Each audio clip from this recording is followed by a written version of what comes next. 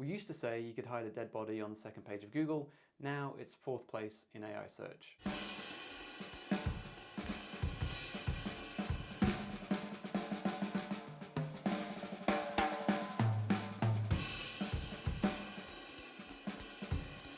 Welcome to The Vault. Welcome to the first Next and Future podcast. I'm Matt, and along with Joel, who you might hear as the mystery producer voice, we run Next and Future, a strategy consultancy. And we're excited to be launching with a really interesting emerging topic, which is AEO, GEO, LMO. Basically, how do you show up in AI search? Fortunately, we've got Stephen here with us today, who's going to help us unpack that. So why don't you introduce yourself? Hi Matt, I'm Stephen, founder of LMO7, and I help brands win visibility in AI search. Cool. And just to get to know you a little bit, tell us about a recent adventure that you've been on. Oh, the most recent adventure actually was with my family. We made a trip to Rome and spent some time there on holiday, exploring the sites, seeing the open air museum, and it was in the moment just before I was about to launch the business. Made me pause, reflect, and think about all those moments in time through Rome's history when lots of great innovations and technologies had come to life and how people dealt with those, and then transported myself back to modern day using ChatGPT and voice search to find out about all the different monuments that we were looking at. Cool. Better than an audio tour guide. Yes, absolutely. Better and free. AEO, GEO, LMO, I've heard various other things. What are we talking about? How should we describe it? There are so many acronyms being bounced around at the moment, and I've spent a lot of time working in big companies, Unilever, Lego, Mars, and those businesses love acronyms too. Really, it's just AI search. Lots of different acronyms being used at the moment, different people in the industry. People are trying to get maybe known for bringing an acronym and what a definition of it might be about. I think there's some differentiation between showing up in specific answers, so answer engine optimization, versus general GEO, which would be more generative engine optimization. But essentially it's the same thing. People are using AI to search and discover, do you show up in the answers? It's AI search. Do you appear when someone asks a question to AI? We've broadly heard the term of like AI visibility as well. Where does that sit? Is that a marketing tactic? Does it sit in growth? Is it something that the e-commerce teams are going to be focused on primarily? Where does it sit in the kind of mix of traditional businesses and e-commerce businesses? Again, really good question. I think it's evolving and it's changing. It started out definitely being an SEO related topic. How do you appear organically within these AI models? For the same reasons, when Google was in its early days, you wanted to appear within Google search results. Now people want to make sure organically they appear within AI search results. I think though, as time progresses, it's going to change and evolve. So to begin with, an organic play to help with visibility. For sure, there's going to be ads that get peppered into these platforms soon, and then it'll become a paid opportunity as well. I think for brand owners, for brand managers, for brand directors, they're going to have to think about what language is being used to describe their brands within these models. And for sure, it becomes a commerce opportunity too with the recent developments we've seen from Google and also from ChatGPT as well. So it's actually going to cut across a lot of different parts of an organization. But to begin with, definitely more of an SEO related topic. Yeah.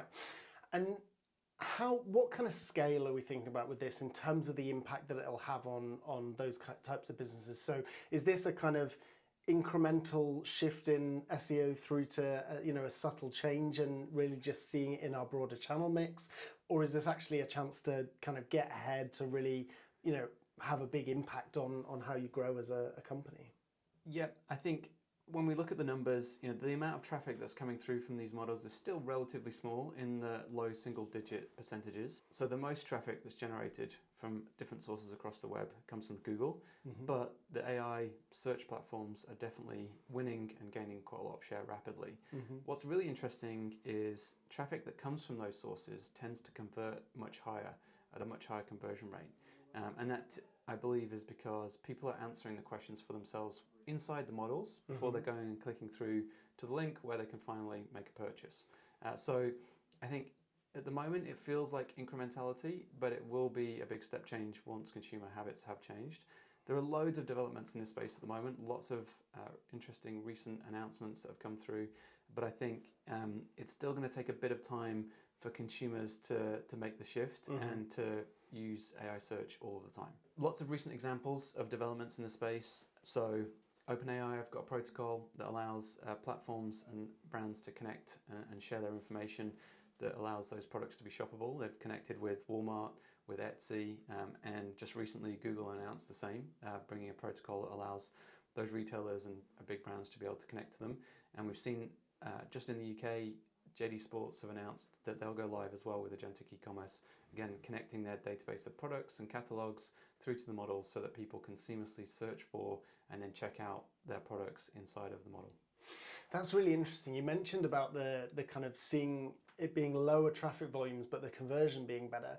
It's interesting that it strikes me that the role of the kind of shop advisor is happening outside of the shop, beforehand in AI tools, and then they're making the purchase, and that's quite a big shift for businesses. I think so, and we talk a bit about the, I guess, compression of discovery happening all inside the model now. And if you think about what consumers have had to do in the past when they've been shopping online is have a problem statement in their mind, synthesize keywords that are relevant to that problem statement, take those keywords, put them into a search bar, see what results come out, and then go look at those results to try and find out the answer to the question.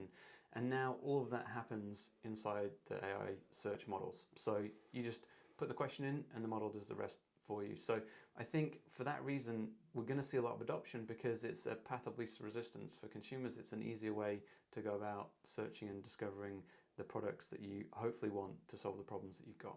Yeah, cool, interesting. Where we are right now, how much opportunity is there to get ahead of the curve? How much does pace matter? Or actually is there an argument to kind of bide your time, wait for the right models to be established and then go in at a later date? So we're definitely at this, I would call it embryonic stage of figuring out what are the right optimizations to do for the models. We saw over the summer and towards the end of the summer a really interesting development with Reddit. Reddit's been a platform that's been mentioned a lot in the news about being a place where citations are coming from for the models, especially ChatGPT. And we saw at the end of the summer a real sort of collapse in the citations that were coming from Reddit, which then recovered at some point in September. Now, I think because these models are learning, because they're evolving, what works today might not work tomorrow. So for a brand or for a retailer, really the question is, to what extent do you want to get visibility in the model and start learning now so that you can apply those learnings at scale later? And I think there's certain brands in certain positions who absolutely will want to do that. And maybe for some brands, it's better to wait, see what the rules are, and then play by those later in the day.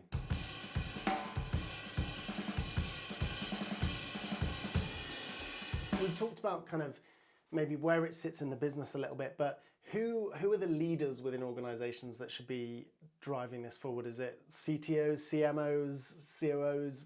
Where does that sit? Who are the key people? I think it's going to land with the CMO. And what's been really interesting to hear about many different examples of this where over the summer, CMO, maybe they're on holiday, maybe they're taking it easy, maybe it's a quiet period of the year, and they've gone on to ChatGPT and they've asked questions about the brand they sell. And the answers haven't been the ones that they wanted to see. So the brand wasn't mentioned, or it's mentioned in a different way. And that has triggered a whole load of emails and maybe a tsunami of workload that then has been completed over the summer by various different brand managers, brand directors, trying to figure out what's going on in AI search, why is the brand appearing or not appearing, and when it does appear, what's being said about it. So I feel like there's been a lot of activity at companies this year for that exact reason. I do think it sits with the CMO. It's definitely a marketing challenge and a marketing opportunity. And then the differential will be, is this a brand proposition? Does it matter what the models are saying about your brand? And yes, that is important. But also on the performance side, when we think about it from an agentic commerce perspective, it's probably going to sit then within e-commerce and performance marketing teams. So one thing we're always interested in is how we get that balance right between exploiting the current situation and getting the performance there versus preparing and exploring for future scenarios. At the moment, with the traffic volumes you've mentioned, it's going to be hard to get high volume through it. But what type of exploration should business be doing, and how should they kind of balance their efforts and their resource to kind of get ahead with this? Well, I've certainly seen specific categories and industries already in a position to exploit this and really generate a lot of traffic and revenue from AI search. But for most categories, certainly in the consumer goods space, the adoption curve is slower. So right now it's about learning and understanding how that shift's happening, what's changing, so you're ready in the future to be able to take advantage of it when the volume inevitably does scale. Cool. So we've kind of covered some of the like high level big story pieces, but let's dive little bit deeper now into what that looks in terms of kind of growth, marketing and channels. So we've already referenced kind of how it might sit and evolve in the channel mix, but how much do you see this as kind of replacing SEO, or is it a new layer built on top of it? It's absolutely a new layer built on top. So if you think about how these models work, they're accessing their existing knowledge base. They're also running RAG, which is a way that they go and look at and extract more data to help them with the answers that they're providing. But they're also taking search results. So you absolutely do not want to blow up your SEO strategies or your SEO work that's been done before. And it's almost foundational to being discovered by these models. So great SEO is good for AI search. There are just then some additional things you want to think about and consider on top. And let's not forget, ChatGPT have a partnership with Microsoft. Bing is owned by Microsoft and is playing, I would say, a disproportionate role in helping ChatGPT pull information from across the web. Yeah, and it would make sense to me that Gemini and Google Shopping and Google search results all fit in the same space. And I guess that's part of their evolution as well, because we know at the moment Google's, one of their biggest revenue drivers is paid media. So I'm really interested in how does paid media and kind of AI driven recommendations, what's the balance there, and how's that going to shift over time? Yeah, I mean, there's certainly some interesting dynamics playing out. Just one easy example to think about is on Google, if you search for something and now you get the AI search overview, where have the paid ads gone? They've been pushed further down the page. And effectively, Google's reducing or like limiting the amount that you see those ads, and that will hurt their revenue. About 12 months ago, I was actually, I would say, quite negative on Google, thinking they're going to have a really big disruption here. It's going to cause them a lot of headaches with their PPC revenue from Google ads. But I actually think they're finding new and novel ways to bring ads back into the sequence or the flow of consumers' shopping and search behavior online. So I'm actually I'm a lot more positive now about how they might play this. What I think we'll see inevitably is ads within AI search. So you can already pay to sponsor prompts on Amazon Rufus. It's possible to run ads in Perplexity in the US as well. For sure, Google are going to find a way to monetize the AI overviews, and also what you find in Gemini too. Cool. And so with the work that you're doing, the content that's being produced, the campaigns that you might be running, how much do you see that as being about a kind of broad brand opportunity versus specific performance product sales and so on? Like, how's that going to evolve? How do you see that? Absolutely. So the way the business is structured at the moment is to focus primarily on organic optimization, because that's the big play right now. But for sure, we'll evolve into the ad space in the near future as those ad placements and opportunities start to arise. When we think about optimizing for AI search, I kind of think about it in three buckets, three simple ways to focus on it. So first of all, technically, is your site, is your content readable by AI? Can it actually get the information from your site? And we find in a lot of instances, websites have got loads of dynamic content. And when there's dynamic content, the actual text might be hidden from AI in terms of being able to see and read and understand it. So you need to be sure that AI can read all of the content on your site. And then there's lots of technical details that come behind that as well. Once you've got that correct, then the next stage is to look at the content that you have, and is it written in a semantic style that kind of mirrors and answers the questions that people are asking into these models. So what are the high volume keywords for your category, and how do they translate into the types of queries that people are going to be asking into ChatGPT? As you'll experience, as I'm sure a lot of the listeners will know, when you type something into ChatGPT, you use a lot more characters than you would have done for a traditional Google search. And so it's really about understanding that semantic relevance, the semantic expansion of the queries that people are asking, and then making sure that the content on your site speaks to all of those and answers those questions. And then thirdly, these models are really trying to figure out, when they give you an answer, like, is it the right answer? And they do that by looking for trusted sources across the web. Those trusted sources come from lots of different places. We already touched on Reddit, but retailer information, third-party retailers are a big one. We also see information coming from Wikipedia, depending on the category, and without a doubt, editorial plays a big part as well. So the third pillar to the offering is really helping brands understand what are those high citation places across the internet and how can they go about and influence them. And I would call that precision digital PR. So really understanding the places of influence across the internet, having your brand represented well there, and making sure the models lift that information and use it in the answers that they give to the consumers. The age-old question is brand versus performance. How should we be splitting our investment? Does brand awareness become more or less important? Brand awareness has always been important and will continue to be important in the future. For sure, there's going to be a discussion about where does the budget come from? Is it a brand play? Is it performance play? And with agentic e-commerce, for sure, some performance budget's going to be put into this space. But I think the question you have to think about is, what information is AI pulling about your brand? And really, it's a reflection of how your brand is being represented and perceived across the internet. So if you're not thinking about this from a brand positioning point of view, then I think you're really missing the point. Yeah, interesting. So having, my background is in website optimization and improving the kind of customer experience online. How do you see the evolution of websites that are designed for people or websites that are designed for machines? And actually, where's the overlap and how much of it will be exposed in a customer-facing website? How much of it will happen in the background through metadata or APIs or information that becomes surfaced directly to the kind of chat, and AI models? How do you see that evolving? Yes, it's an interesting debate. One way you could think about this is there will be a divergence of the internet, an internet for agents that looks like the Matrix, and then one for humans, which is maybe a lot more colorful and with interesting type fonts. I actually think both will be combined together because it's entirely possible to have a site that looks great and reads great for humans, but also is easily indexable, parsable, and the models can pull all the information that they want from it at the same time. I think the reality is right now it's about doing both. So allowing your website to be appealing and easy for consumers to browse and shop and navigate, but at the same time ensuring that whether it's the JSON or the schema markup or whatever it is, technically on the site is done in a way that the models can easily get that information too. The models also want to retrieve information quickly. So what they don't want to be doing is spending a lot of time on your website trying to figure out where the information is and how to get that information back to answer the consumer query. So making sure the site loads quickly, which is nothing new, it's helpful for consumers, helpful for SEO, and then making sure that the site layout and the way that the models can pass the information from the site is easy to do as well.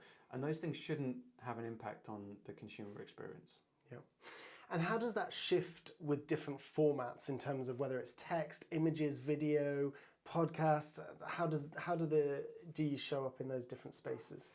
Yep. So, the text-based retrieval obviously works the fastest and is the most helpful for the model. So making sure that you have some kind of fallback text wherever there's visual content is super important.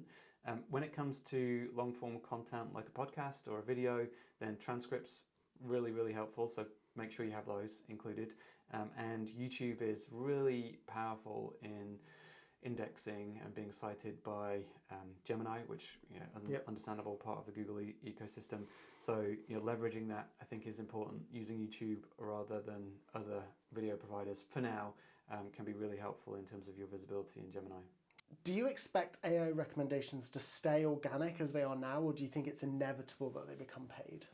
I've spoken to a lot of people about this question, and I'm honestly surprised when people tell me that the models need to stay organic, because every other single innovation in the digital space which gains traction and eyeballs ends up being monetized by ads. And the same thing is absolutely going to happen with AI. I think the question is, will those ads be relevant? Will they be misleading, or will they be helpful to consumers? And I think if the latter's true, then absolutely those ads are going to work super well, will be high ROI, and lots of money will flow into the space as a result. And a lot of e-commerce brands that I've worked with over the years, working with kind of media agencies and that kind of side of things, a lot of them feel like their PPC is maxed out. The dial's at 9 or 10, and the brief is always how do we get more with less money, and you know that's always been a real challenge for a lot of brands for quite a long time. How do you see that playing out in terms of repositioning investment towards AI search, towards brand investment, and kind of that side of things? For sure. So I think there's probably going to be two areas that the investment comes from. I think when you consider the organic optimization, it's probably more going to be a brand-led investment to make sure the brand appears and shows up in the way that you'd want it to across the web and then inside the AI models. And then when it comes to the performance element, so like specifically how many clicks are you getting, you know, which of those clicks are leading through to a conversion or a purchase, I can see that, you know, money may be diverted away from, you know, traditional lower funnel ads like PPC. Really, it's going to come down to performance. And my best guess is that these adverts will be very compelling. They'll work super well. The models know a lot of information about us, so they give very relevant answers to the queries that we ask them. And if the ads are done well, which I guess they will be, they should be high ROI for the brands. And if that's true, I can imagine there'll be like a wholesale shift of investment from lower ROI activity to higher ROI activity. It's going to come back to the same metrics: customer acquisition cost, cost per acquisition, cost per sale, so on. Absolutely, it's the same metrics. It's optimizing for those same metrics, and it's, you know, following the performance, which has always been true. There's some. This is quite technical, but some of the tools that I work with. So specifically, have a partnership with the Brand Tech Group, and one of their tools, the Share of Model tool, helps brands to understand their visibility inside of the models. And they have a partnership with Google, which allows you to connect your Google Ads account through to the Share of Model tool. You can have a look at the current targeting of search themes through PMax ads, and you can get Share of Model, the tool that's analyzing the results within AI search, to feedback and tell you if there are any new opportunities that you're not yet looking at. So I do think within the AI search space, there are going to be lots of optimizations of existing ads that come through as more information is understood about consumer behavior, consumer dynamics, what people are searching for, what people are querying for, and that will be helpful in the first instance too. We're on track for, you know, like a two-hour epic, a 6-episode. So the next section's agentic purchasing and behavior change. Oh yeah, perfect. Okay. Okay, try and keep it short. Yeah. Okay, so we've talked about how from the brand and company perspective of what they need to be doing to start making this work. Let's flip over even further into the customer behavior. So explain agentic purchasing and what the behavior changes we're likely to see. For sure. So if AI search is about being visible in the answers to the queries you're putting into the models, agentic commerce is about allowing them to make the purchase for you, quite simply. So what that looks like in practice is, hey, tell me what's the best t-shirt that I can buy right now. The model recommends a t-shirt at a retailer with a price, and I permission the agent to make that purchase for me. And everything happens in the background.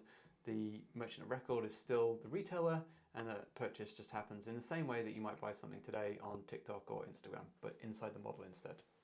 So which product categories do you think are going to have the easiest lead to this? Is it commoditized products? If I want to buy a biro, I just need any biro and I need it to work? Or is it things where people are doing more in-depth research, comparison, using the strength of the tool to really, you know, make a decision and then going through that model? For sure, it might be easy for commoditized products to set up and be sellable, but I don't think there's going to be a whole lot of demand for people to shop for those products through the models. The models really lead themselves to more considered purchases where there's either some emotion or a high price point attached. And so there's more detailed consideration about, is this the right product for me to buy? So they can interrogate and ask lots of questions about the product. So I think at the beginning, it will probably be higher price point, more considered purchases that people will make in this agentic way. But over time, I'm sure it'll propagate and it'll be across the whole spectrum of consumer products. We already see on Amazon using Rufus that you can set price alerts. So you can ask Rufus to tell you when a product has hit a certain price. And in the US, you can even trigger the purchase when it does that. So you can tell Rufus, hey, I want to buy this electric toothbrush. When it gets to $80, make the purchase for me. Yeah, interesting. So that's a bigger shift than just, I used to go to a website and now I go to ChatGPT. It's actually the way that people are buying. It's more, you know, there's kind of auction functionality in almost, and there's lots of room for different changes. Are there any other changes that you see early on? I think that the point around auctions are a really important one, because when you consider that people might set purchase prices that they would buy at inside of the models, it starts to build out the price point architecture and price elasticity models for the retailers, so you can understand what demand exists at different price points. So I think that might change some commercials and be a really interesting way that things evolve, and it will have an impact on promotions too, as the models in theory will have forward visibility about at what price people are willing to make a purchase. Outside of that, I think definitely there's going to be more activity that happens around voice. The models do lend themselves well to having a conversation, but I still think consumers need to see something visually before they make a purchase. So it has to be some kind of combination of voice and screen, which might lead to some evolution in hardware potentially. We'll see how that evolves. I think this idea around pricing is fascinating. What I'm interested in is, where does that pricing data and history live? It's a super interesting question. I think it's not being discussed in a great level of detail just yet.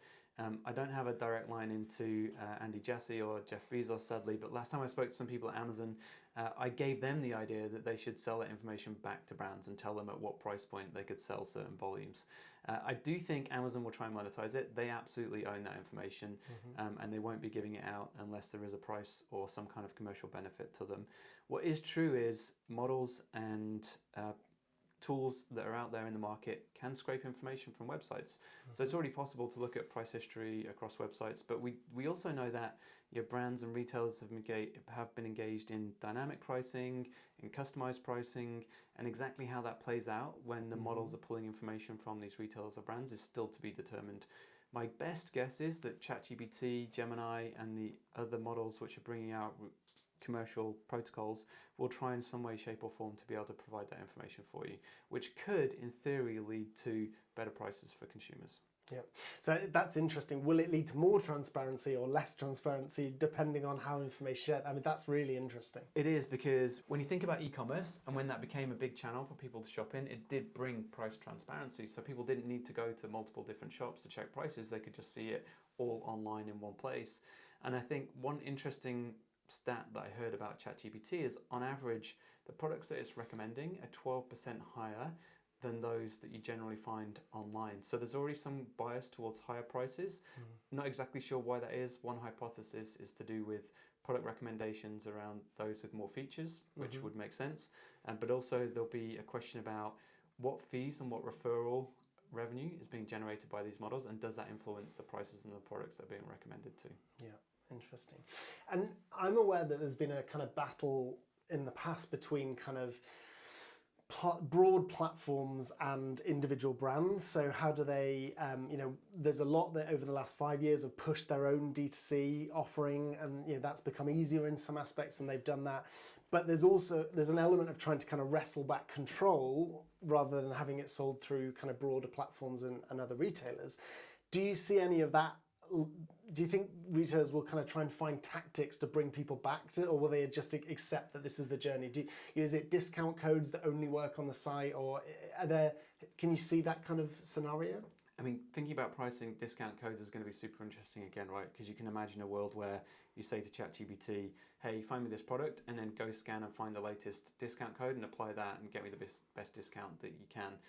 Absolutely is going to happen, but when it comes to brands selling direct or via retailers, and maybe now thinking about whether they want to go agentically and allow the shopping to happen inside of ChatGPT, I think the evolution of brand D2Cs, at the beginning there was definitely an element of we can probably make more money here selling direct because we don't need to cut in a retail partner who will take a margin. But the reality is running a D2C is expensive, requires more people and investment. And so I think most brands have become fairly agnostic about the channel from a margin and revenue perspective. But what they want the D2C for is the information about their consumers. That's the valuable thing. And you lose that when you work with a retail partner and they own it. But when you sell direct, of course, you get to understand who the customers are and how they're shopping on your site. If you then connect with ChatGPT and permission that sale to happen off your site, you're losing that customer experience on your website. You're going to miss out on the data that comes with that. And that is absolutely, in my mind, why Amazon so far have refused to build a partnership with any of the big models, because they want people on their site for the data and also to show them ads. Because if the traffic doesn't come to the platform, there's no ad revenue for them. And the other day I was having a conversation with someone from a retail strategy consultancy, saying Amazon's retail media is about 2 to 4 times higher in terms of its contribution to their margin versus most other retailers. So they have the most to lose by permissioning out the sale to happen off the platform. Yeah. And do you see there's a way of trying to kind of wrestle that back, or that being a kind of like table stakes part of any negotiation, that actually we need some kind of data coming back into the retailer or the platform or the brand? I'm sure the partnerships that have been done by ChatGPT or OpenAI with the likes of Walmart and Etsy have included some kind of agreement on that, and I'm sure that if Amazon were to partner with any of those platforms in the future, that would absolutely be core of what was being negotiated and what was being discussed. So I think in the first instance, the risk is all the data and all the traffic goes to the models, and all the smart brands and retailers will be making sure that they find some kind of balance in that relationship. Yeah. And then, so bringing it back to the customer, what do you see as the big benefits for the customer or the user?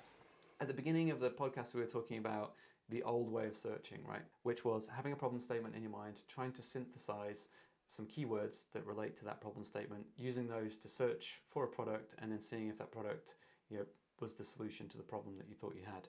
And what I really see happening here is a collapse of that process into dictating, probably because it's the easiest way of doing it, the problem into the model, and then the model working out what's the right product as a solution to the problem that you think that you've got. So for me, it's a speeding up of the process, it's a simplification of the process, and working in consumer product sales for the last couple of decades, I remember very early on in that time, someone told me, if you have a product which is twice as good for the same price, or is half the price but exactly the same, then you're going to get a lot of people shifting to this new product. And I think it's probably true with AI search. It's twice as good as the old way of doing things, and it's no extra cost. So in my mind, loads of people are going to start to switch when they realize it's a lot easier way to shop and browse.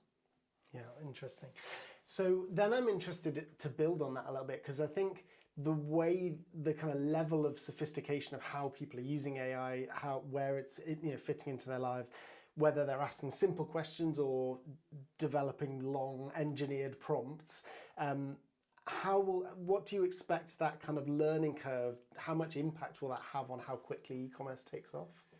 I think, in terms of the agentic e-commerce, it's definitely going to index towards the people that are using the models in day-to-day life. So that could be people in knowledge work jobs where they're using ChatGPT maybe to write emails or briefs for them, but also heavily in education too. And we saw really interesting usage stats on ChatGPT over the summer last year.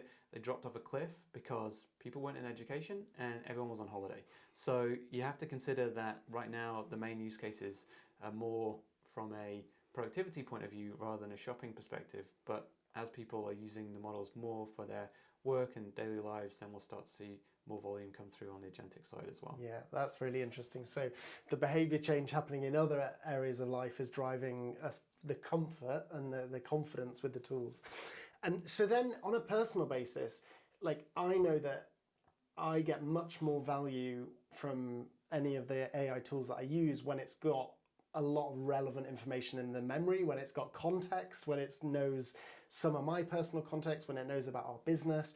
How do you see that evolving in terms of people kind of saving preferences or saving, their kind of purchasing habits start to be picked up by the tools, and how that then surfaces different recommendations or different results? And yeah.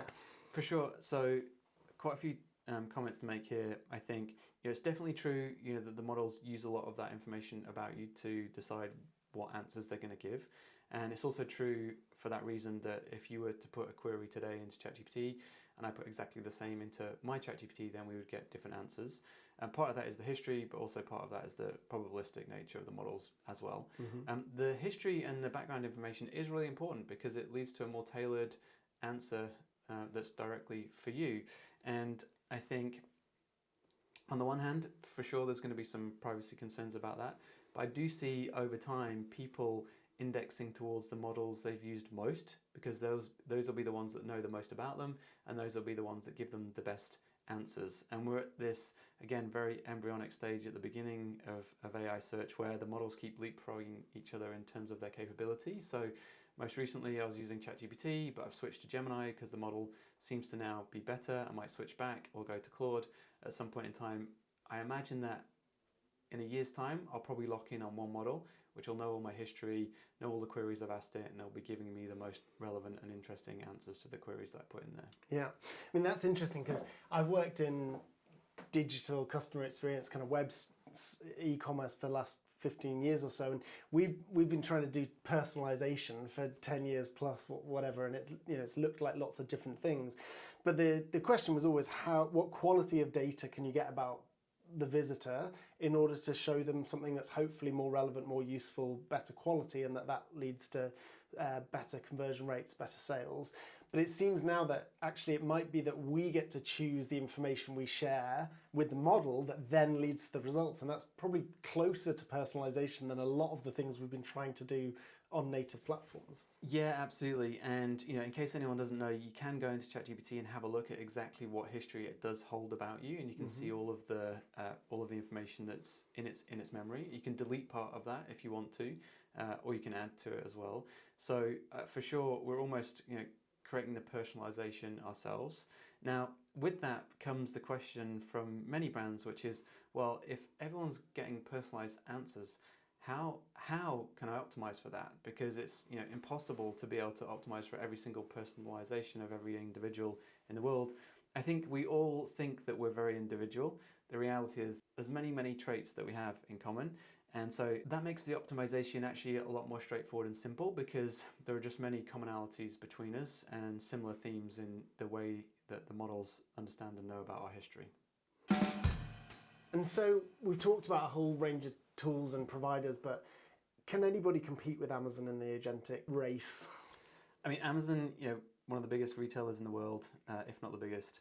And I think what's on their side is reams and reams of data, huge amount of data, massive existing customer base, and also, let's not forget AWS. So they have the ability to scale out with AI.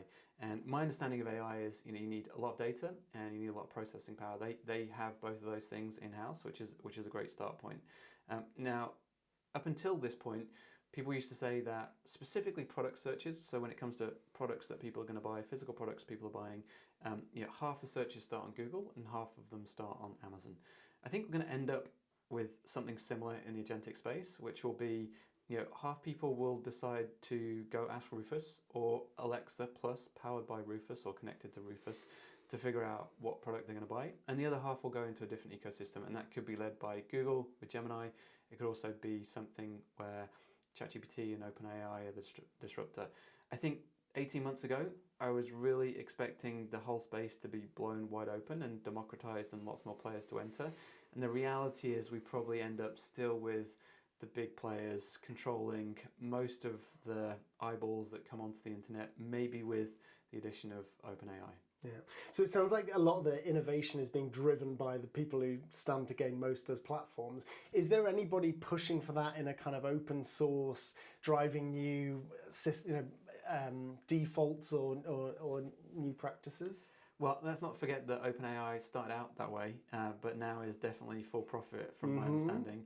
So I think the short answer is no. What it looks like is a lot of the big players making sure that as we go through this transition, as the new technology comes to market, they're the ones that continue to win. They've got a lot of vested interest in it and they've got a lot to lose, which I think is why they're making the biggest investments to make sure they stay where they are today. For brands, is there anything that instantly disqualifies them from being recommended? It's really simple, but it's just data. You can't imagine how many brands have products listed all over the internet with different attributes. The models are pulling from different sources. They're looking for signs of trust. They want to see the same information everywhere. And if they don't see that, then they're not going to recommend you. I used to sell tea on Amazon, and I've seen lots of examples of green tea, which is naturally caffeinated, and the product description will say it in the title, but in the product attributes, it'll say it's a not caffeinated product.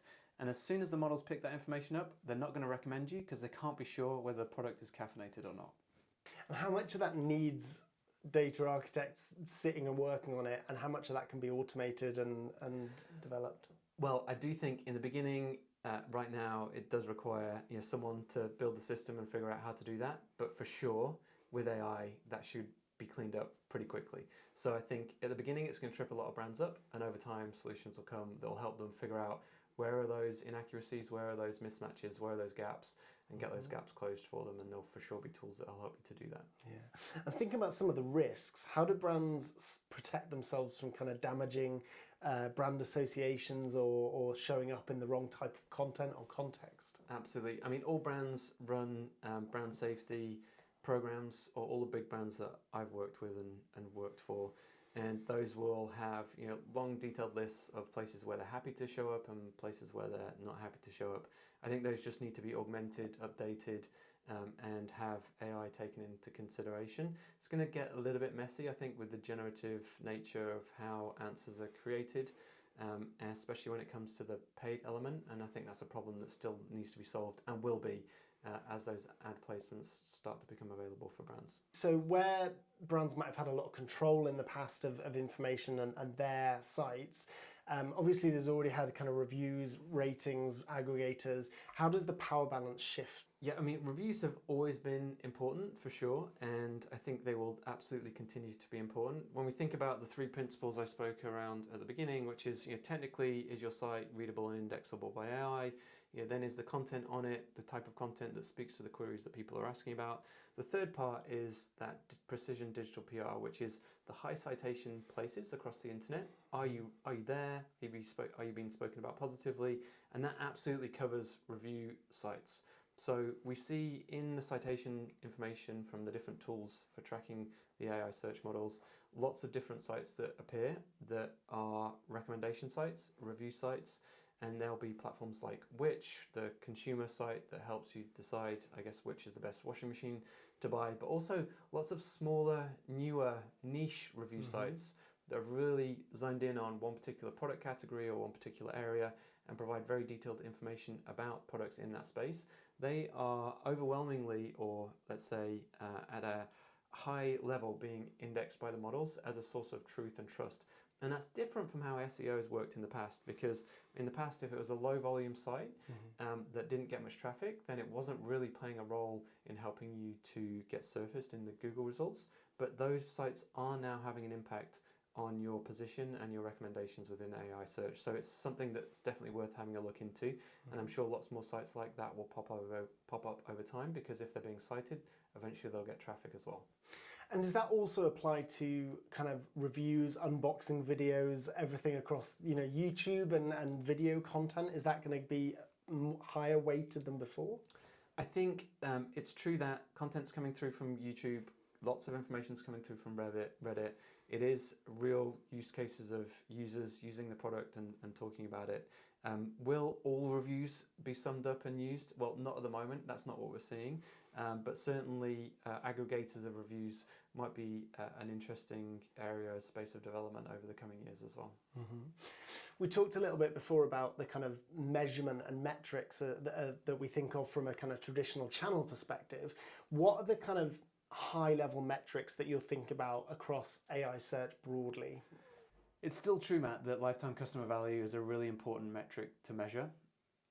But within AI search, there's a couple of things that are super interesting right now. First of all, mention rate. How frequently are you in the answers? Is it 10, 20, 30, or 50% of the time that your brand gets mentioned for a specific query? And then when you are mentioned, what's your position? Is it first, second, third, or further down the list? We used to say you could hide a dead body on the second page of Google. Now it's fourth place in AI search. What are the biggest mistakes that you see brands making at the moment? Well, we're very early days in AI search, and if we think back to the early days of Google, at the beginning there were lots of different ways that you could quote unquote game the system to get more visibility, and we're in exactly that same time now with AI search. There seemingly are lots of different tactics that you can use to bump up your visibility within the results. And what we saw happen on Google is some of the black hat techniques, which were helping to gain visibility but weren't really improving the consumer experience, ended up being a disadvantage over time, and they were painful things for brands to try and unwind and undo to improve their visibility. I think we're going to see the same thing in AI search. One thing that springs to mind straight away is the generation of content on your website. So for sure, it's interesting to expand the blog content that exists on your website to talk again about the types of queries and questions that people are asking into the models. But if you do that at hyperscale with AI, without any human intervention or touch points, then I think it's likely in the future that that kind of content will actually mean you get less visibility in the models. So a question I always ask myself is, when we're looking at the optimization work, is this helping the consumer journey? Is it helping the consumer to discover and find our products in the right way? And does it feel like the right technique to be using? And if it doesn't, then it's probably black hat and it'll be a disadvantage for us in the future. That's a good question. I need a bit of time to think about.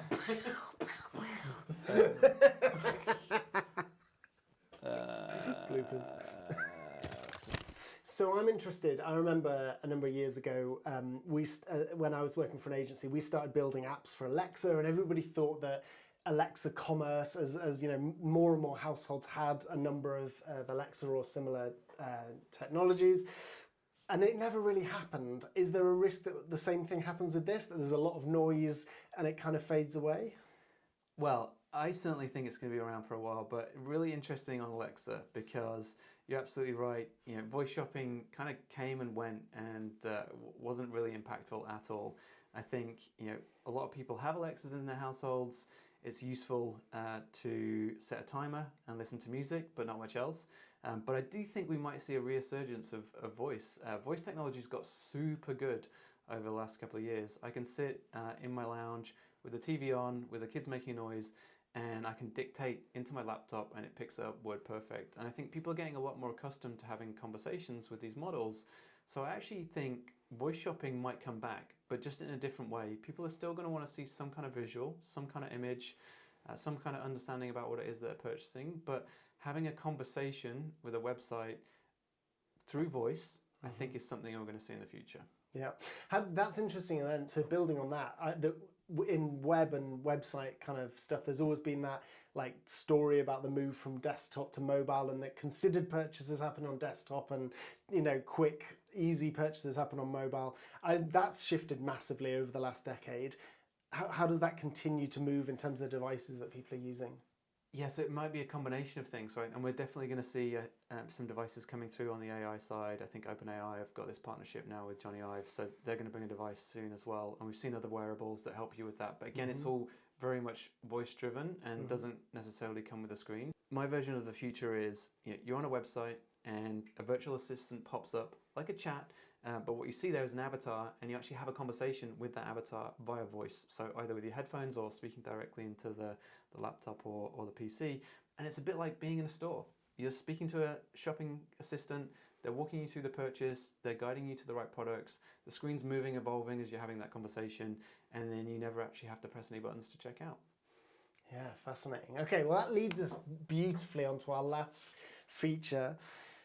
Good case, bad case. So I want you to imagine a year in the future, everything that could have gone well, everything that has succeeded.